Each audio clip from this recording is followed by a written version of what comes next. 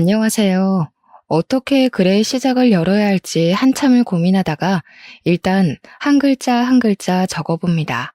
보통은 자기소개부터 먼저 하던데 저는 결혼을 한 40대 후반의 여자입니다.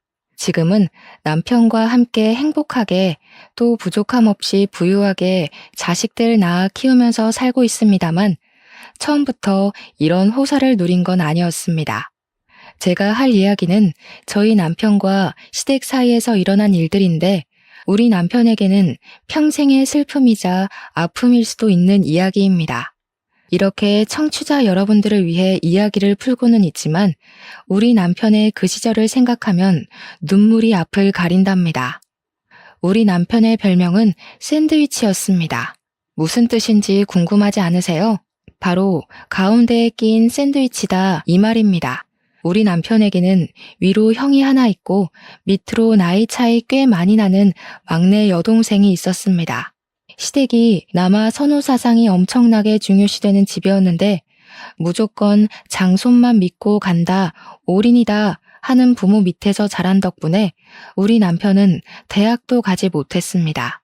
장손이 공부를 잘하는 편은 아니었으나 우리 남편도 뭐 특출나게 잘하는 편은 아니었기에 대학까지는 그럴 수 있지라고 생각했다고 했어요. 그런데 우리 남편이 그동안 살면서 받아온 차별은 정말 어마어마했다고 했습니다. 저한테 울먹이면서 이것저것 말해줬었는데 저도 주먹이 불끈 쥐어질 정도로 엄청나게 분노했었어요. 우리 시모는 무조건 장남, 우리 장남, 내 장남 하시면서 말끝마다 장남 타령하시는 분이었고요. 우리 시부는 막내딸, 내 눈에 넣어도 안 아픈 막내딸, 우리 공주 하시는 분이었죠. 그러면 자연스럽게 우리 남편은 누가 챙겼을까요? 조부모님? 아니죠. 아무도 우리 남편을 챙겨주지 않았습니다. 하물며 감기라도 걸리면 난리가 났다고 하더라고요. 장남이나 막내딸한테 옮길까봐 방 밖으로 나오지도 못하게 했다고 해요. 그 어린 나이에 얼마나 서러웠을지 생각만 해도 제 가슴이 다 사무칩니다. 거기다가 허여멀건해서 삐쩍 마른 아주버님과 시누이와 달리 우리 남편만 주워온 사람처럼 기골이 장대한 사람이었어요. 곰같이 생겼다는 말이 딱 어울리는 그런 남자였습니다. 등치도 엄청나게 크고 키도 크고 얼굴까지도 큰 사람이었죠. 손도 크고 발도 크고 그래서 우리 남편 별명이 곰이었다고 했어요. 겨울에 두툼한 외투라도 입고 저녁에 돌아다니면 곰인 줄 알고 사냥당하겠다 하는 소리를 듣기 일쑤였대요. 우리 남편이 고등학교를 졸업하자마자 대학도 집에서 보내주지 않는다고 해서 일을 찾아 헤매다가 이건 딱 나를 위한 직업이다 하고 발견한 게 뭐였는지 아세요? 바로 경호업체 일이었습니다. 업체의 면적을 딱 보러 갔는데 우리 남편의 외형만 보고 바로 합격이라고 내일부터 출근하라고 했대요. 일단 몸이 정말 크니까 키가 190cm거든요. 위압감이 장난 아니라서 그런 건지 우리 남편 덩치를 보면 대드는 사람이 없을 정도였어요. 거기다가 얼굴도 솔직히 험악하게 생겼거든요. 남편이 누나를 한번 부라리면 그 어떤 사람도 말조차 붙이지 못하는 그런 인상을 가졌어요. 그런데 우리 남편의 생김새와 달리 가슴만큼은 상당히 순수한 남자였습니다. 의외로 순정파의 면모를 지니고 있는 반전이 가득한 그런 남자에게 어떻게 마음을 빼앗기지 않을 수가 있을까요? 저와 남편이 처음 만나게 된 계기는 사실 제 입으로 말하기 참으로 부끄러운 일이지만 익명이니까 용기를 내보겠습니다. 제가 우리 남편을 만나기 전에 만났던 전 남자친구가 좀 문제가 많은 그런 사람이었습니다. 요즘 말하는 데이트 폭력이라는 단어가 딱 어울리는 그런 사람이었죠. 그때 당시에는 제가 자존감도 많이 낮았던 상태였던지라 그냥 받아들였던 것 같습니다. 저에게 손찌검을 일삼는 그 남자에게서 도망을 가기로 마음을 먹고 결국에는 헤어지게 되었습니다. 그런데 그게 전 남자친구한테는 꽤 자존심이 상했던 모양인지 계속 저를 찾아와서 귀찮게 굴고 소리를 지르고 그랬어요. 그날도 실랑이를 벌이다 분을 참지 못한 전 남자친구가 저를 향해 손을 딱 올렸는데 그 순간 길을 지나가던 남편이 저를 구해준 거였습니다.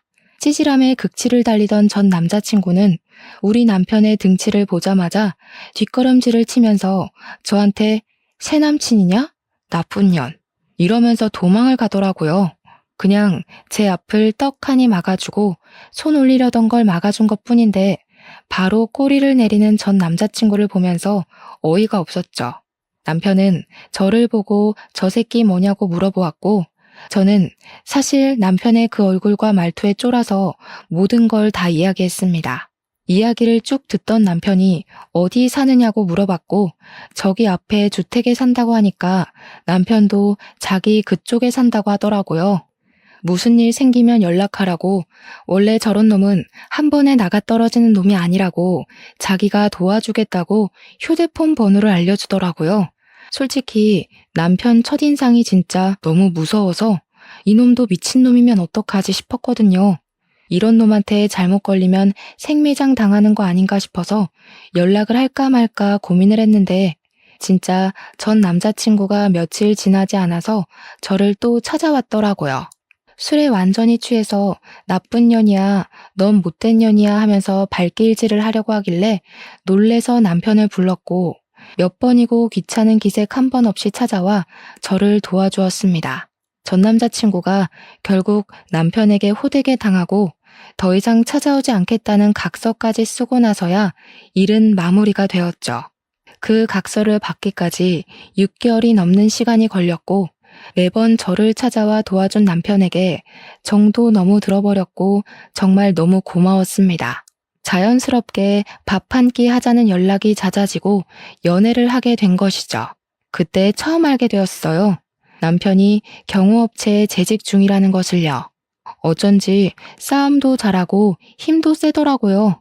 당시에 남편이 일하던 업체는 연예인들 경호도 전문으로 하는 그런 곳이었습니다. 예를 들면 콘서트 같은 걸 하거나 사인회 같은 거 할 때 연예인들을 보호하고 관중들을 통제하기 위해 쭉 가드들이 서 있잖아요. 그 역할을 하는 업체였어요. 그러니까 한마디로 든든한 백이 생긴 거나 다름없었죠. 콘서트 같은 경우는 티켓을 주기도 했지만 티켓이 없을 때는 남편이랑 같이 슬쩍 들어가서 몰래 스텝인 척 콘서트를 보기도 했어요. 물론 그러면 안 되는 걸 알면서도 좋아하는 연예인이 공연을 한다고 하면 어떻게 해서든지 보러 가고 싶은 게 사람의 마음이잖아요. 거기다가 일을 할 때 남편의 모습은 뭐랄까 정말 무섭기도 했지만 너무 든든해서 멋있어 보였거든요. 저는 남편이 일하는 모습을 보여줄 때가 가장 듬직하고 좋았어요. 거기다가 우리 남편이 엄청나게 쑥맥이었거든요. 그렇게 험상궂게 생겨서 시도 때도 없이 얼굴이 붉어지는 걸 보면 그렇게 귀여울 수가 없었어요. 연애하면서 모든 걸 저랑 다 처음 해보는 거라고 수줍게 이야기하는데 진짜 평생 함께하고 싶다 그런 생각이 들었습니다. 그런데 좀 의아한 부분도 있었어요. 연애를 하면서 남편이 단 한 번도 가족에 대한 이야기를 꺼낸 적이 없었거든요. 그래서 솔직히 저는 남편이 고아인 줄 알고 부모님 이야기를 꺼내면 안 되겠다, 어린 시절 이야기는 하지 말아야겠다 싶었습니다. 그런데 이야기를 듣다 보니까 또 고아는 아니더라고요. 부모님한테 연락 오는 걸 보고 저 혼자 얼마나 깜짝 놀랐는지 몰라요. 그때까지 고아라고 생각하고 있었거든요. 아무튼 저한테 가족에 대한 이야기를 꺼내지 않는 이유가 뭔가 따로 있겠지라고 생각만 했죠. 외동아들인데 부모님이 시골에 가 계신가 싶기도 했고 아무튼 프로포즈를 받고 나서야 알게 되었습니다. 형도 있고 나이 차이가 나는 여동생도 있고 부모님 두 분이 멀쩡히 살아서 저희 집 근처에서 같이 살고 있었다는 사실을요. 아무튼 프로포즈를 받고 결혼을 준비하는 과정에 있어서 우리 집에 인사를 드리러 오게 되었죠. 우리 부모님께서 남편의 첫인상을 보고 너무나도 식겁을 하시는 거예요. 제가 부끄러울 정도로 놀라셨는데 남편 눈치가 보이더라고요. 그런데 남편은 익숙하다는 듯이 진지하게 저와의 결혼을 허락받고 싶어서 왔다고 말씀을 드렸습니다. 아빠는 술을 한잔 하자고 하시더니 남편과 이야기를 나눠보시고는 사람이 진국이라고 우리 딸 믿고 맡길 수 있을 것 같다고 하셨습니다. 저희 부모님의 예상치 못한 환대에 기분이 좋아져서 우리는 시댁에도 빠르게 인사를 드리러 갔습니다.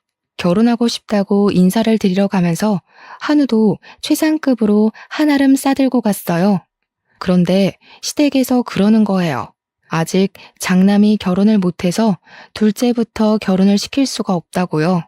무조건 장남이 먼저 가야 한다고 장남 타령을 하시는데 제가 얼마나 어이가 없었는지 몰라요. 그래서 그랬죠. 아주버님 언제 결혼하실 건데요? 하니까 아직 만나는 여자도 없는데 무슨 결혼을 하겠냐고 심드렁하게 대꾸를 하시는 겁니다. 그러면 도대체 우리는 언제 결혼을 하라는 이야기인지 진짜 답도 없다고 생각했습니다. 그래서 일단은 결혼이 미뤄진 채로 6개월이라는 시간을 그냥 허비하고 말았습니다. 우리 집에서는 사위나 다름없이 생각하고 있었기 때문에 시댁에서보다 더 챙겨주시면서 시간을 보내고 있었고요. 근데 문득 아버지께서 궁금하셨나 봐요. 당장 내일이라도 결혼식장 들어갈 것처럼 굴어놓고 왜 준비도 안 하고 시간을 버리고 있냐고요. 그래서 제가 그냥 장남인 아주버님이 결혼을 해야지만 우리가 결혼할 수 있대 하고 대답을 하니까 아빠가 딱 그러시는 거예요. 자네 혹시 집안에서 차별을 받고 자랐나? 이렇게 물어보셨어요. 그러니까 우리 남편이 갑자기 닭똥 같은 눈물을 죽죽 흘리는 게 아니겠어요? 저랑 부모님 모두 다 놀래서 남편을 막 위로해 주었어요. 아버지께서 남편의 손을 꼭 잡아주더니 그 집 아들하지 말고 우리 집 사위나 하라고 하면서 성을 내셨습니다. 자기도 차별의 서러움을 잘 알고 있다고 우리 집에서만큼은 내가 진짜 아들처럼 대해주겠네 하셨어요. 남편은 정말 장인어른을 아버지처럼 모시고 살겠다고 평생 나도 이런 따뜻한 대접받고 싶었다고 이야기를 했습니다. 그렇게 하하호호 하면서 우리 집에서의 분위기는 참 좋았어요.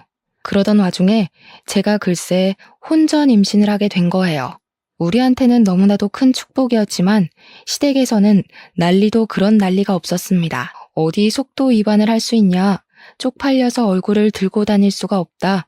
장남이 장가를 못 갔는데 어디 둘째네가 선수 쳐서 애부터 가지냐고. 저한테 발랑 까졌네 어쨌네 입에도 담기 힘든 나쁜 소리들을 막 하셨습니다. 오죽하면 우리 남편이 됐다고 나 부모 없는 사람인 척 살 테니까 얼굴 보지 말고 절연하고 살자고 큰아들 타령하는 거 지겹다고 선언을 했어요. 그러니까 또 시부모님이 부모 자식 간의 인연이 얼마나 귀한 건데 그런 소리를 하냐고 남편을 달래기 시작했습니다. 나한테는 장남 결혼하면 그때 혼인신고를 하라고 이야기를 하는 거예요. 벌써 임신 8주 차가 되었는데 아주버님이 40주 전에 결혼을 할 수 있다고요? 진짜 이게 말인지 방귀인지도 모르겠더라고요. 결국에는 어떻게 했는지 아세요? 그때부터 매주 부랴부랴 아주버님이 선자리를 나가기 시작했습니다. 도대체 장남이 먼저 결혼을 해야 된다는 건 어느 나라 법이길래 아주버님도 피곤하고 저희도 피곤한 상황이 된 거죠. 시간은 속절없이 흘러가서 저는 출산이 임박했고 아주버님은 드디어 뜻이 맞는 여자를 만났는데 거기서 또 결혼식을 준비하려면 몇 개월이 걸리잖아요. 그 사이에 저는 아이를 낳게 되었고 더 이상은 기다릴 수 없다고 생각했습니다. 물론 저희 집에서도 시댁의 그런 처사에 매우 불쾌한 감정을 숨기지 않고 드러내고 있었고요. 우리가 먼저 혼인신고라도 하겠다고 아이 출생신고를 해야 하는데 미혼모로 올릴 수도 없는 거잖아요. 그랬더니 일주일만 기다리라고 시댁에서 난리법석을 떨더니 결국 장남이 먼저 혼인신고를 한 다음에 저희도 혼인신고를 하게 시키더라고요. 그때부터는 또 기다림의 연속이었습니다. 아주버님네가 혼인신고를 하고 결혼식 준비를 하는 동안에 저는 몸조리를 했어요. 아주버님이 식을 올려야지만 우리도 식을 올릴 수 있다는 시부모님의 명령 때문이었습니다.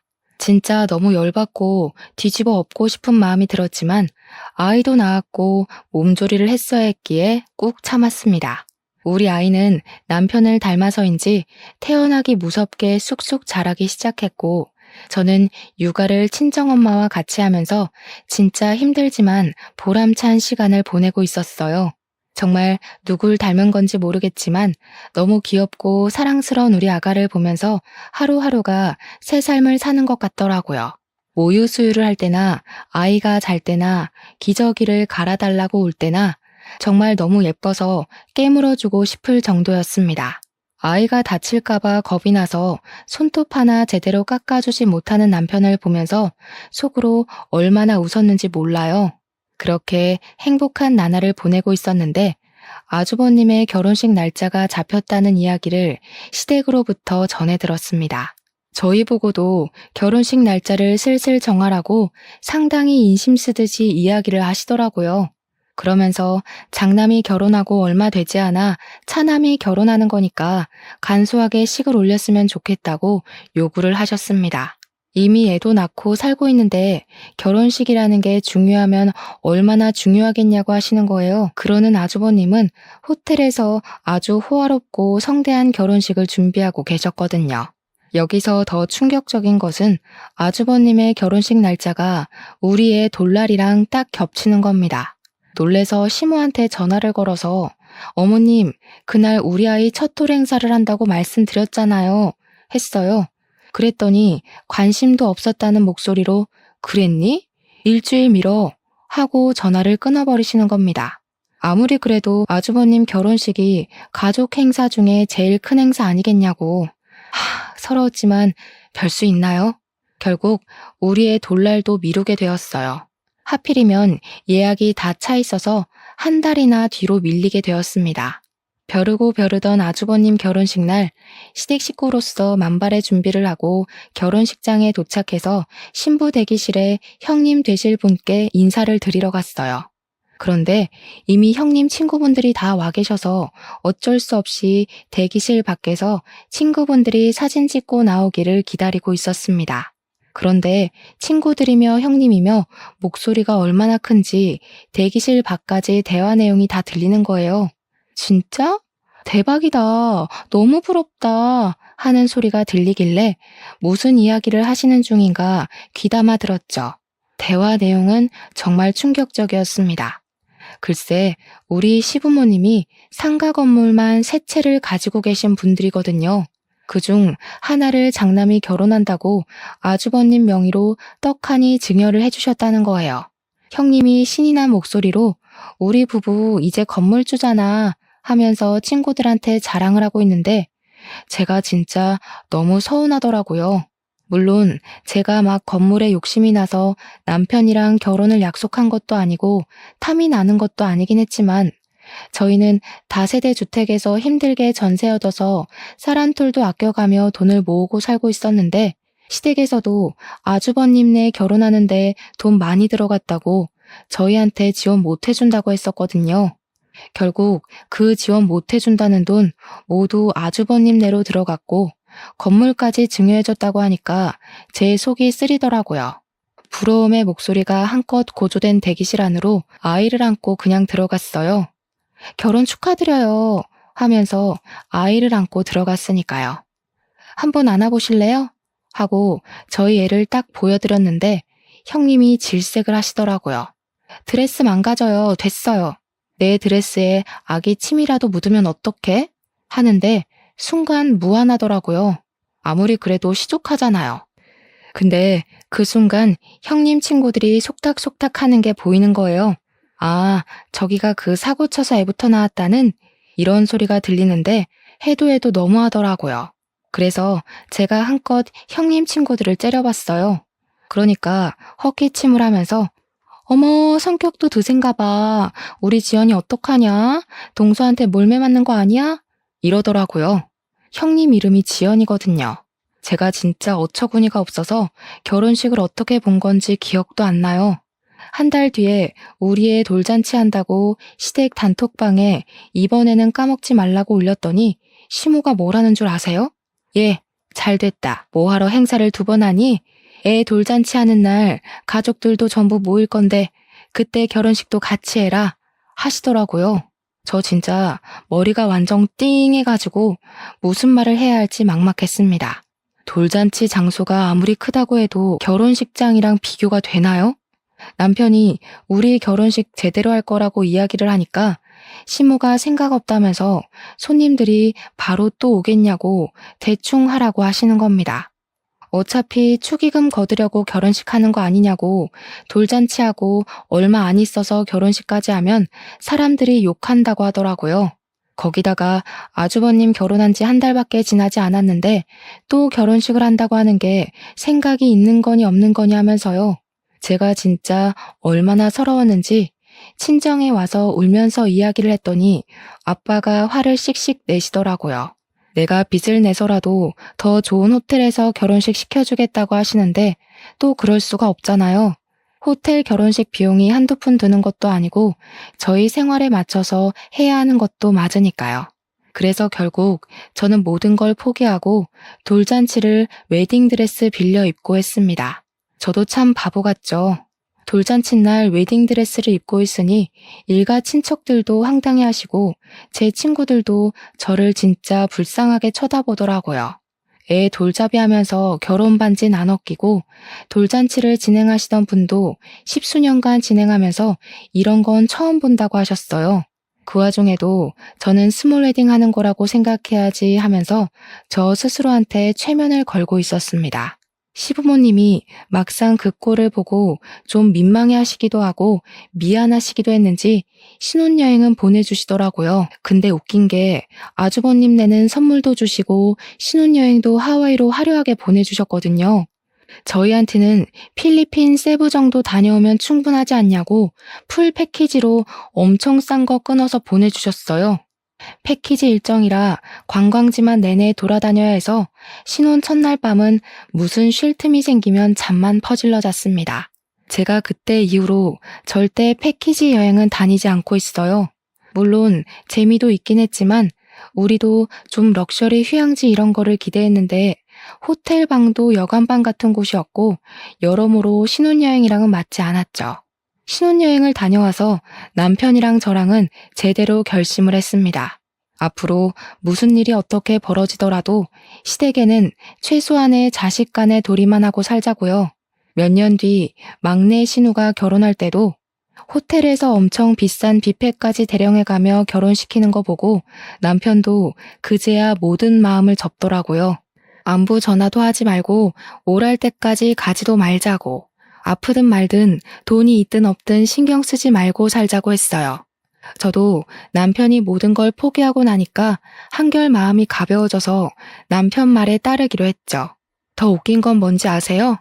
막내 신우한테도 건물을 한 채 증여해줬다는 겁니다. 우리 남편한테만 쏙 빼놓고 건물 3채 중에 2채를 자식들에게 증여를 한 거죠. 우리 남편 입장에서는 얼마나 짜증나고 서러웠겠습니까?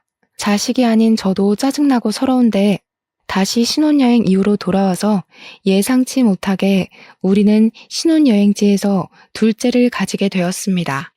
어영부영 시간이 흐르고 친정의 도움을 받아서 둘째까지 잘 낳고 조리까지 잘했어요. 저희가 아이를 둘이나 낳는 동안 형님네는 아이가 생기지 않는 건지 낳지 않기로 한 건지 모르겠는데 아이 소식이 없었습니다. 형님 성격상 아이를 낳지 않겠다고 선언하시고도 충분하신 분이라 그냥 그런가 보다 하고 신경 쓰지 않았죠. 그런데 제가 첫 아이는 딸을 낳았었지만 둘째는 아들을 낳았거든요. 남아 선호사상 진하게 있으신 분들이라 제가 아들을 낳았을 때는 정말 병원으로 이것저것 엄청 보내주셨었어요. 매일같이 찾아와서 우리 손주 하시면서 얼굴을 보고 가시기도 했고요. 그런데 우리 아이가 한 100일쯤 되었을 때 예상치도 못한 일이 또다시 터지고 말았습니다. 시댁에서 오랜만에 호출이 왔기에 갈까 말까 고민하다가 둘째는 예뻐해 주셨기에 아이를 데리고 갔거든요. 그런데 시모가 저를 보면서 엄청나게 근심 걱정이 가득한 얼굴로 이야기를 하시더라고요. 예, 첫째 내가 글쎄 불임은 아닌데 임신이 좀 힘들다고 하더라. 우리 장남이 아이를 낳아야 내가 조상님들께 면이 서는데 말이야. 에휴, 거기다가 첫째 며느리가 글쎄 애 낳으면 몸매가 망가진다고 출산을 거부하는 모양이더라고. 어머님 속이 많이 상하시겠네요. 장남이 대를 이어야 한다고 계속 말씀하셨잖아요. 그렇지. 그래서 말인데 너네 둘째가 아들이잖니? 얘를 우리 장남이 키우는 건 어떨까 싶은데. 처음에 어머님이 무슨 말씀을 하시는 건지 몰라서 눈만 동그랗게 뜨고 있었어요. 알고 보니까 우리 둘째는 아주버님네 입양을 시키자는 이야기였습니다. 저는 너무 어이가 없고 놀랍고 저런 생각을 할 수 있다는 거에 기겁을 해서 어머님 정신 나갔어요? 하고 소리를 질렀어요. 아니, 이게 말이나 되는 소리예요? 제 아들을 지금 누굴 줘요? 시부모한테 정신 나갔어요는 어디서 배워먹은 말버릇이야? 내가 뭐 남주자고 그랬어? 너네가 낳은 거야 잘 알지. 그런데 키우는 건 큰애네가 하자는 거 아니냐? 그래. 아무래도 장남네가 아들을 키워야 면이 서지 않겠니? 너도 잘 생각해봐라. 걔네 건물만 2채나 가진 부자야. 우리가 첫째 결혼하고 나서 장남한테도 한 채, 맏며느리한테도 한 채 나눠주지 않았니? 건물 3채 있던 것 중에 2채만 증여한 줄 알았더니 채채를 모두 증여했던 것이었습니다. 아주버님네 2채, 시누이네 1채요. 그 이야기를 아무것도 주지 않은 둘째 며느리인 저한테 당당하게 이야기를 하시는데 평소에 얼마나 우리 남편을 무시했으면 저런 소리를 뻔뻔하게 할까 싶었습니다. 저는 정말 머리가 획가닥 돌아버리는 듯한 느낌을 받았어요. 저한테 계속 돈 많은 부모 가진 게 얼마나 덕인 줄 아냐? 너네 아들도 장남네 집에 입양되면 기뻐할 거다 하면서 말도 안 되는 소리로 저를 설득하시는 겁니다. 제가 그 말에 당연히 넘어갈 거라고 생각했는지 너네한테도 내가 섭섭지 않게 돈을 좀 줄게 하시는데 너무 열이 받았습니다. 지금 우리 남편한테는 한 채도 주지 않으시고 아주버님과 시누이만 챙기신 주제에 저보고 10달을 품어 낳은 아들까지 아주버님네로 입양시키자는 게 말이에요? 우리 남편은 무슨 사생아입니까? 밖에서 나온 자식이라서 챙기질 않는 거예요? 그렇게 이야기를 하니까 시부모님이 아주 학을 떼면서 무슨 소리를 하는 거냐고 우리 둘째도 자기 배 아파 낳은 아들이라는 겁니다. 그러면서도 부잣집에서 태어난다는 게 얼마나 축복인 줄 아냐고 아들 하나 더 낳으면 되는 거 아니냐고 둘째네는 형님네에 입양을 시키재요. 그래서 제가 그랬죠. 이거 아주버님네도 동의한 거 맞냐고요. 형님이 결혼식 날 우리 애 한번 안아보시라고 이야기하니까 침 떨어져서 싫다고 하셨던 사람이라고. 그랬더니 시모가 자기들도 생판 남 입양하는 것보다야 자기 핏줄 입양하는 게 낫다고 하더라 하시는 거예요. 그러니까 한마디로 우리 남편과 저의 의견을 빼놓고 자기들끼리 이미 입을 다 맞춘 상태였다는 거죠. 입양 절차도 다 알아봤으니까 손 쓸 거 하나도 없다고 애만 두고 가라는데 열받아서 눈물이 다 나더라고요. 애 절대 못 준다고 앞으로 우리한테 연락하지도 말고 찾아오지도 말라고 했습니다. 경찰에 신고할 거라고 접근 금지라도 받아오겠다고 하면서 여태까지 그렇게 사셨듯이 둘째 아들 없는 셈 치고 사셔라 했어요. 출근한 우리 남편에게 울면서 전화해서 이 모든 이야기를 해주니까 남편이 당장 시댁으로 찾아가겠다고 난리를 치더라고요. 그날 저녁에 퇴근하고 시댁에 가서 한바탕 남편이 뒤집어 엎고는 집으로 돌아와서 제 손을 꼭 잡아주었습니다. 저도 배신감을 느끼고 아파하는 남편을 위로해 주었죠. 그날 이후로 완벽하게 절연이라면서 남편이 휴대폰 번호도 바꿔버리고 저도 완전히 시댁 번호까지 싹 차단해버렸어요. 그렇게 몇 개월이 더 지난 어느 날 남편네 경호업체 대표가 남편에게 할 말이 있다고 불렀다고 하더라고요. 남편이 거의 초창기 멤버이고 남편만큼 오래 그 업체에서 일한 사람이 없었기에 남편은 은근히 긴장한 상태로 대표를 만나러 갔습니다. 근데 대표가 그랬대요. 자기 이민 가서 자식들이랑 오순도순 살아보고 싶다면서 업체를 맡아서 키울 생각이 있냐고요. 권리금을 조금만 받고 사업체를 아예 남편 이름으로 넘겨주고 싶다고 했다는 겁니다. 오랜 시간 지켜본 결과 남편만큼 사업체에 대한 이해도도 높고 운영을 잘할 사람이 없을 것 같다는 이유였어요. 남편은 처음에 대표직을 맡고도 이민 가서 살아라. 내가 여기서 현장을 돌보겠다 했는데 대표님이 거절했대요. 한국에 나오고 싶은 생각도 없고 굳은 일 맡겨놓고 혼자 태평하게 살 위인이 못 된다고요. 남편은 업체를 인수하고 싶어 했고 꽤 자리가 탄탄한 업체였기에 포기하기엔 아쉬웠던 거죠. 영혼까지 모은 돈을 다 끌어모아도 권리금을 다 모으기엔 4,500만 원 정도가 비었어요. 추가 대출도 안 되는 상황이었고 결국 막다른 골목 끝에 몰린 저희는 시댁에 연락을 하게 되었습니다. 4,500만 원이 필요하니까 형이랑 형수한테 건물 준 거 더 이상 치졸하게 굴지 않겠다. 그 돈만 빌려달라고 했어요. 그랬더니 시모가 그럼 너네 둘째 아들 내놔 이러더라고요.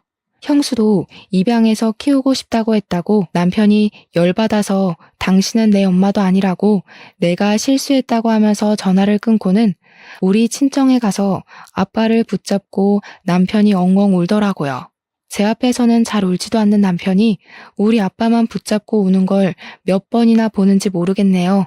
사정을 들은 아버지께서 자기가 4,500만 원 어떻게든 구해다 주겠다고 하셨고 남편은 2배로 불려드릴 거라고 했어요. 사기꾼 같아 보이는 말이었지만 우리 남편의 우직함을 믿고 아버지는 노후 자금을 깨서 4,500만 원을 마련해 주셨습니다. 남편은 사업체를 물려받게 되었고 경호업체를 운영하면서 사람만 많아서 될 것이 아니라며 감시 체계를 확실하게 설립하자고 했다더군요. CCTV 보안 쪽도 함께 하면서 도청이나 몰카 같은 걸 찾아내는 신식 기계까지 도입을 해서 운영을 했습니다. 그러다 보니 예전에는 사람만 경호하던 업체였는데 점점 기업이나 기업 수장들의 집까지 관리를 하는 큰 업체가 된 거죠. 완전히 비밀스러운 1:1 보안업체 같은 회사로 자리를 잡았다고나 할까요? 경매 같은 것이 열릴 때에도 우리 남편 업체로 직접 연락이 와서 고가의 상품 경호를 맡기기도 했습니다. 한마디로 대박이 터지게 된 거죠. 그게 우리 남편의 사업체를 운영한 지 3년 만에 일궈낸 성과였습니다. 그렇게 바쁜 3년을 보내는 동안 시댁에서도 큰 변화가 한 가지 일어났어요. 형님이 시모의 압박과 핍박, 구박을 이겨내지 못하고 결국 출산을 하게 된 것이었습니다.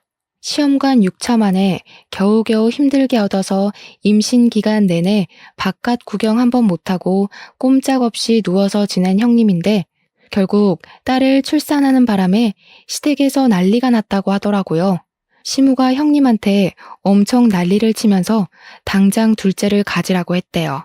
형님은 애 하나 낳는 것도 얼마나 힘들게 낳았는데 둘째를 가지라는 소리를 할 수 있냐고 자기가 애 낳는 기계냐고 완전히 냉기 철철이고요.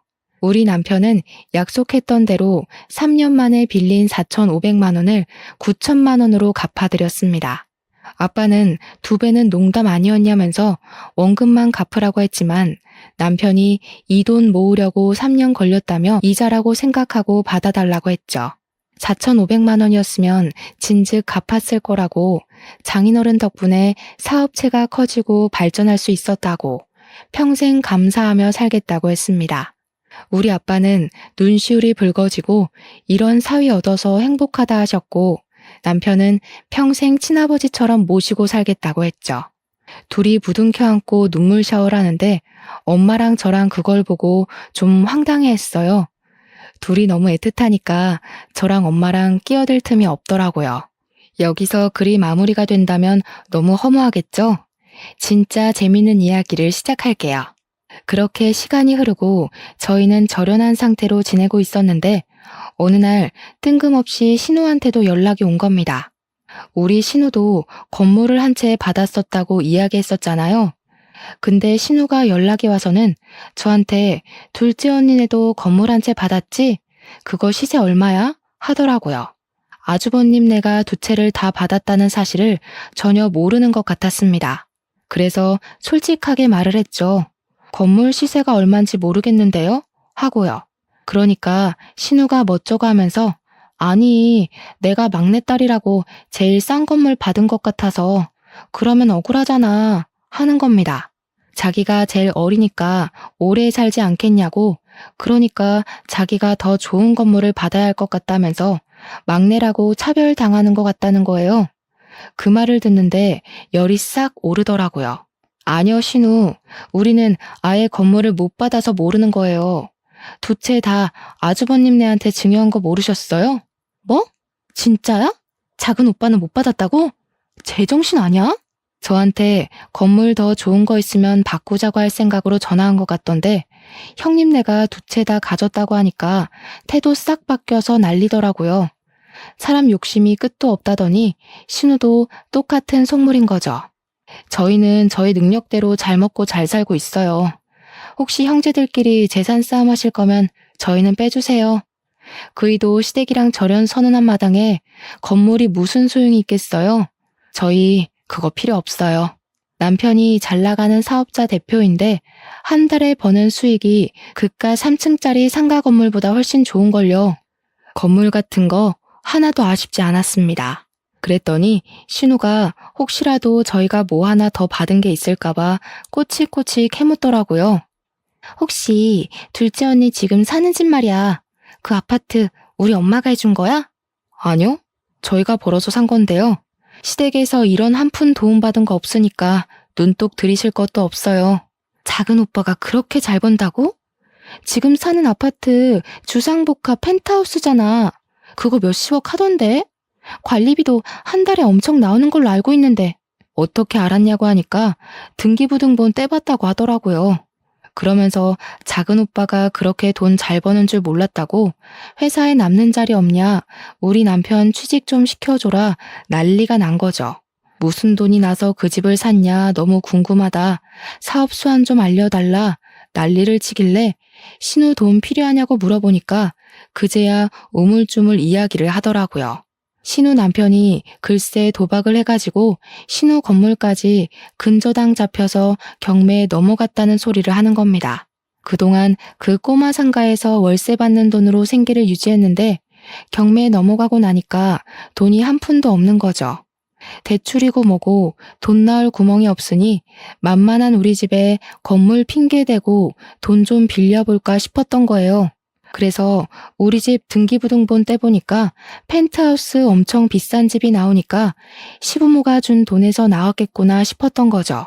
돈 좀 뜯어가려고 했는데 우리 남편이 벌어서 산 집이라고 신우한테 줄 돈 없다고 시댁에 가서 말하라고 하니까 당황했나 보더라고요. 그렇게 우리 공주 하면서 예뻐해줬던 시부한테 말해서 돈 받으라고 하고는 끊어버렸습니다. 남편에게도 이야기를 해주고는 신우 전화 받지 말라고 했어요. 차단까지 눈앞에서 싹 하고는 평화롭게 지내고 있었는데 며칠 지나지 않아서 형님한테로 연락이 온 겁니다.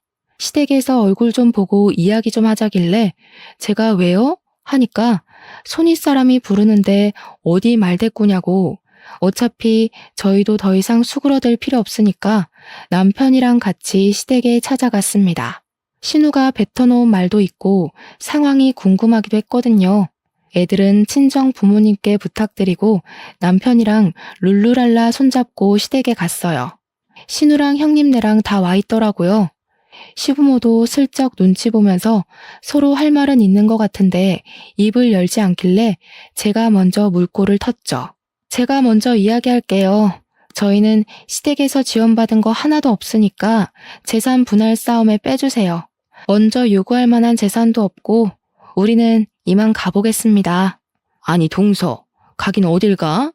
동서가 신우한테 이야기했어? 우리가 건물 두 채 받았다고? 네.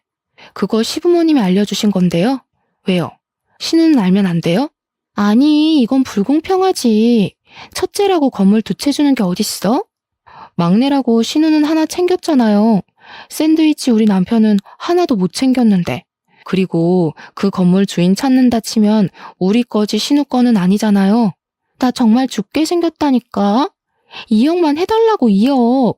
형님, 신우한테 2억 해줘요. 20억짜리 건물 가져갔으면 10%는 해줄 수 있잖아.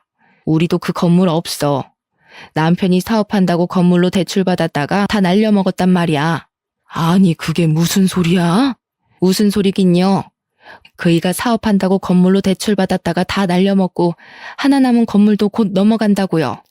그 소리에 시부모님은 거의 뒤로 넘어가셨습니다. 야, 이 녀석들아. 우리가 평생을 일궈서 산 건물을 나눠줬으면 잘 쓸 생각을 해야지. 터무니없는 짓을 벌여서 다 날려먹어?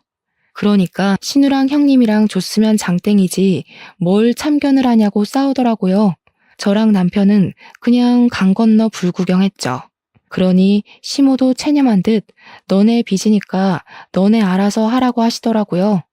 신우랑 아주버님이랑 둘 다 난리가 났는데 저희는 그러든지 말든지 안녕히 계세요 하고 나왔습니다. 그렇게 6개월이 더 지났어요. 6개월 동안 물론 신우고 아주버님이고 할 거 없이 집에 찾아와 남편 회사 찾아와 돈 좀 빌려달라고 어깃장을 놓고 난리를 쳤죠. 우리 남편은 당연히 딱 잘라서 거절했고요. 어느 날 집에 엄마랑 같이 아이를 보고 있다가 시부모님이 찾아와서 깜짝 놀랐습니다. 그런데 둘 다 짐을 한아름 싸들고 온 거 아니겠어요? 남편 없는 거 확인하더니 저한테 우리 여기서 좀 지내자. 집도 넓고 좋네 하면서 방을 막 이리저리 뒤지는 겁니다. 우리 딸은 시댁에 어릴 때 간 것 빼고는 간 적이 없어서 시부모한테 누구세요? 이러고 있더라고요. 시부모가 내가 너희 할머니 할아버지야 하는데 우리 딸이 우리 친정 부모님이 할머니 할아버지라고 하더라고요. 시부모 얼굴 썩어가는데 할 말은 없고 자업자득이었죠. 저는 시부모한테 우리 집에 당신들 누워서 잘 방 없다고 나가라고 했더니 시부모는 네가 이러니까 이쁨 못 받은 거라고 난리를 쳤습니다. 더 이상 자기들 오갈 데 없다면서 죽이 되든 밥이 되든 여기 있을 거라고 하니까 우리 엄마가 아빠랑 남편에게 바로 호출을 했더라고요. 양심도 없지. 여기가 어디라고 찾아와서 행패를 부립니까? 쪽팔린 줄도 모르고. 그런데 진짜 사이다는 우리 남편이었습니다. 남편이 업체 직원들을 데리고 집으로 온 거예요. 경찰까지 불러서요. 남편이 새로 보안 시큐리티를 운영하면서 경찰이랑 협업을 하고 있었거든요. 경매나 국보 같은 거 경호할 때도 있어서요. 시부모 양팔을 떡하니 잡더니 짐까지 다 들어서 직원들이 시부모를 집 밖으로 내쫓더라고요. 시부모는 이게 무슨 짓이냐고 제가 우리 아들이라고 하는데 남편이 그랬어요. 나 부모 없다니까? 우리 애를 4,500만 원에 팔아넘기라고 했을 때 절연했잖아. 지난번에 혹시나 반성하는가 싶어서 우리 부른 건 줄 알았더니 사과 한마디 없었잖아. 당신 애들 같은 부모 없어 나는. 그러니까 알아서들 사쇼. 결국 첫째가 우리 집까지 홀라당 해먹었다. 우리가 갈 곳이 없어. 걔가 그렇게 마이너스의 손일 줄 알았겠니? 이럴 줄 알았으면 너를 챙기는 건데. 경찰관님, 고생 좀 해주세요. 이 사람들 주거 침입으로 넣어주시고요. 시부모 표정이 정말 허옇게 질린 와중에 저는 딸한테 저분들한테 인사드려 예의는 차려야지 했어요. 우리 딸이 네 안녕히 가세요 하더라고요. 저는 문 닫아버렸고요. 한참을 집 앞에서 경찰이랑 실랑이를 하는 것 같았던 시부모는 결국 경찰차를 타고 사라졌습니다. 나중에 아주버님네랑 신우네랑 번갈아 가면서 부모한테 너무하는 거 아니냐 하는데 남편이 그러더라고요. 너네 엄마 아빠지 우리 엄마 아빠 아니라고요. 우리 엄마가 속이 시원하긴 한데 그래도 마음이 편하진 않다고 하니까 아빠가 그러더라고요. 차별이라는 게 얼마나 서러운 건지 몰라서 하는 소리라고. 이제 와서 저러는 거 뭐가 좋다고 받아주냐고 절대 받아주면 안 된다고요. 남편 보고 술이나 한잔하자고 하시더니 둘이 열심히 앞으로 삶을 어떻게 살 것인가에 꽂혀서 이야기를 나누시더라고요. 저는 우리 남편의 모든 결정을 지지하고 응원하기로 마음먹었습니다. 부모 자식 간의 연을 끊는다는 게 정말 힘든 일인지 알지만 남편의 결심을 흔들지 않으려고 해요. 제 이야기 어떠셨나요? 재미있으셨죠? 저도 앞으로 사이다 마실 날만 가득하길 바라고 있습니다. 오늘도 좋은 하루 보내시길 바라면서 제 사연은 여기서 마치도록 하겠습니다.